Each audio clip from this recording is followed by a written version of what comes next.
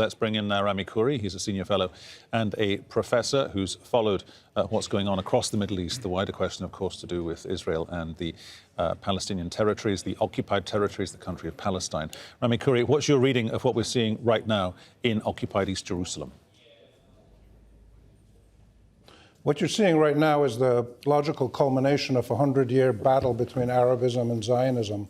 The creation of the State of Israel is a process that is heroic for the Jewish and Israeli people, but a calamity for the Palestinian people, because the State of Israel is created on Palestinian land, and the aim of Israel is a Jewish state. Zionism is a state for the Jewish people, and recently the Netanyahu government has been demanding that people recognize Israel as a Jewish state, not as a state of all its citizens. This is the logical culmination of that 100-year confrontation, where the land, the religious symbolism of the religious institutions there for the Muslims and for Jews and for Christians in other parts of the neighborhoods nearby.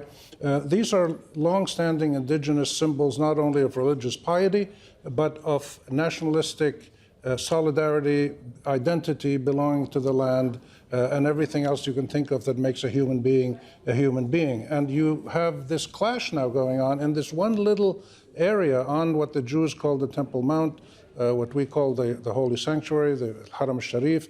This is really as symbolic as it gets, where religious space, religious institutions have become political symbols.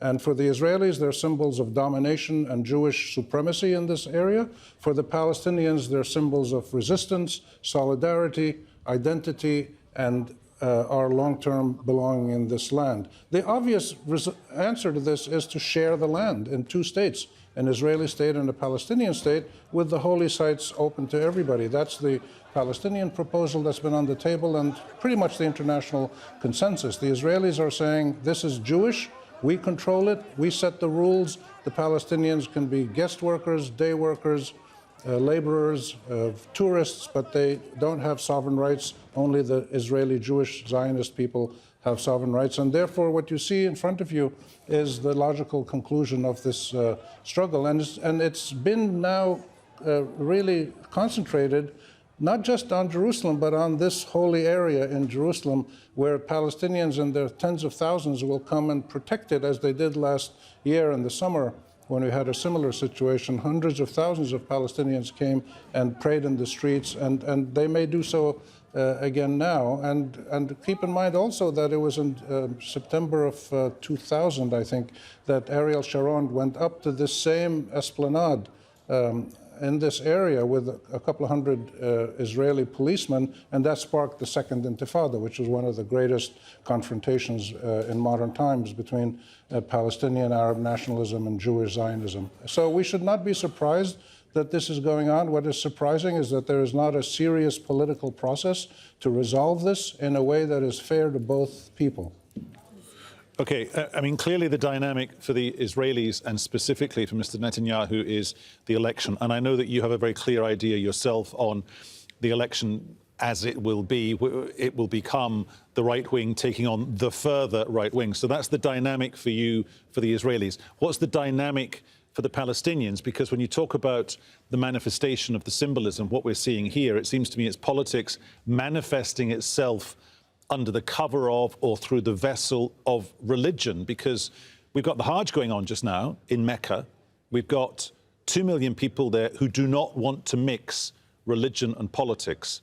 The reality is what's going on right now in occupied East Jerusalem is a heady mix, a potentially combustible mix of politics and religion. And whether they like it or not, those two things are very much mixed together right now in real time, this hour, in occupied East Jerusalem.